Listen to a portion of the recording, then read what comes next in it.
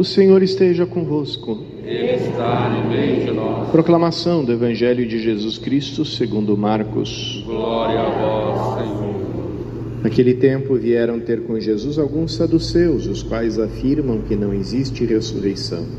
E lhe propuseram este caso: Mestre, Moisés deu-nos esta prescrição: se morrer o irmão de alguém e deixar a esposa sem filhos, o irmão desse homem deve casar-se com a viúva, a fim de garantir a descendência de seu irmão. Ora, havia 7 irmãos. O mais velho casou-se e morreu sem deixar descendência. O segundo casou-se com a viúva e morreu sem deixar descendência. E a mesma coisa aconteceu com o terceiro, e nenhum dos 7 deixou descendência. Por último morreu também a mulher. Na ressurreição, quando eles ressuscitarem, de quem será ela mulher?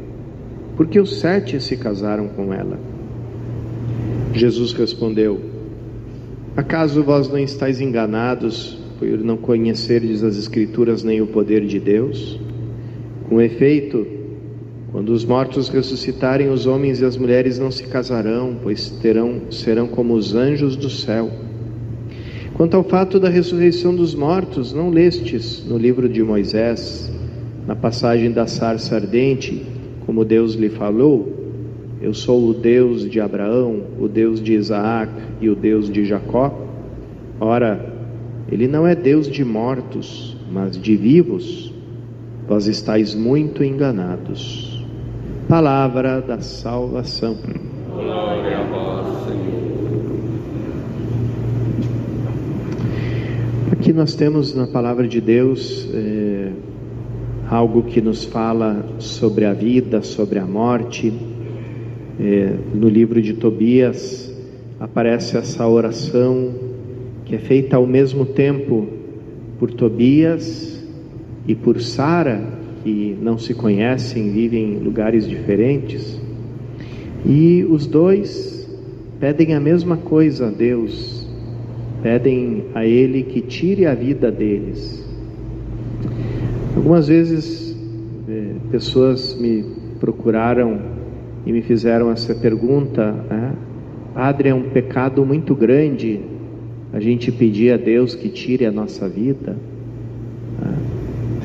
Eu sempre respondo assim: na Sagrada Escritura existem muitos exemplos de pessoas que pediram a Deus que tirasse a vida delas.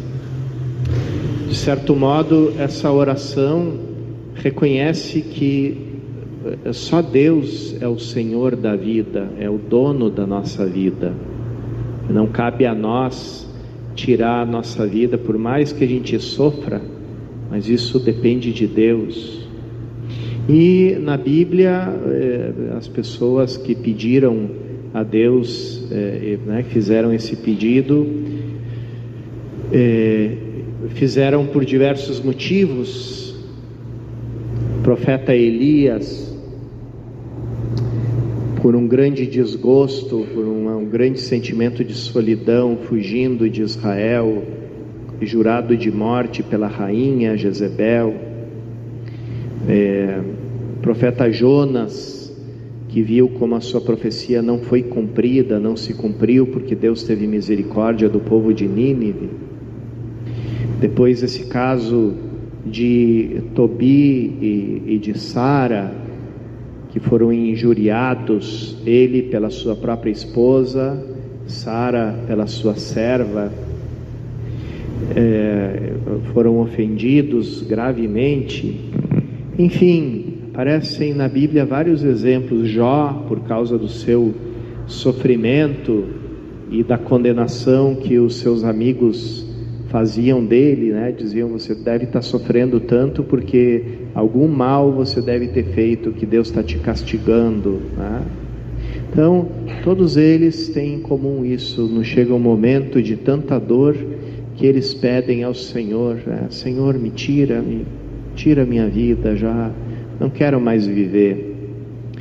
E eles têm em comum também isso, Deus em nenhum momento se manifesta reprovando ou condenando esse pedido.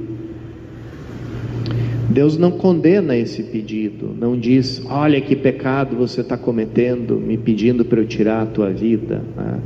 Não aparece nenhuma palavra condenatória de Deus, mas também tem algo em comum: Deus não atende nenhum desses pedidos.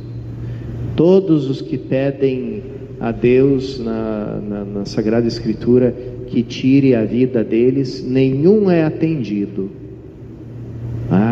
Então, por quê? Porque Deus, Ele quer nos dar a vida, Ele quer que a gente viva, como diz Jesus no Evangelho: todos estão vivos diante dEle.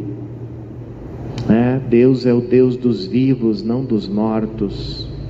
Deus não quer a morte do pecador, mas que ele se converta e viva.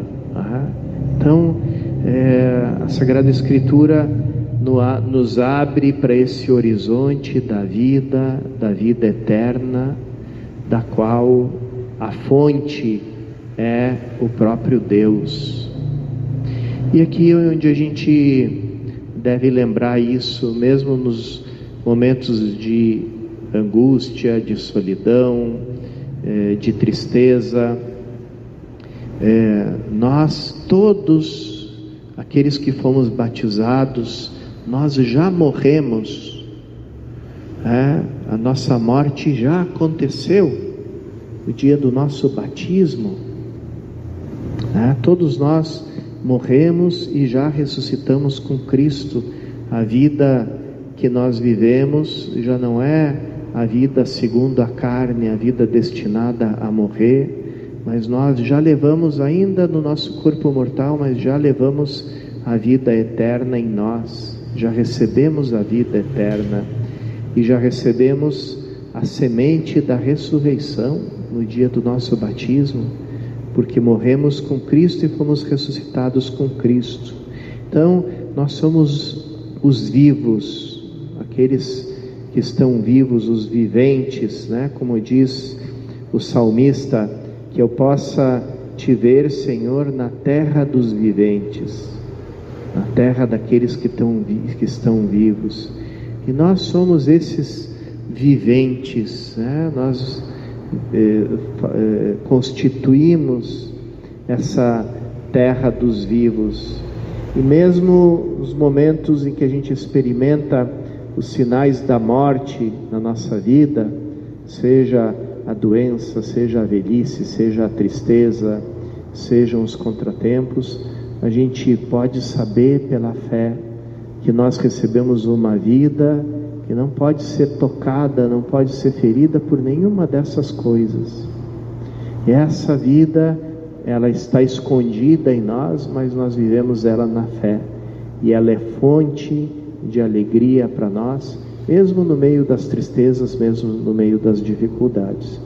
Peçamos a Jesus nessa Eucaristia que a gente possa, de algum modo, ainda na nossa carne mortal, ainda nesse nosso mundo que é um mundo de morte, que a gente possa experimentar e testemunhar essa vida eterna, que não é a vida após a morte, é a vida após o batismo, a vida em comunhão com Deus em Cristo Jesus.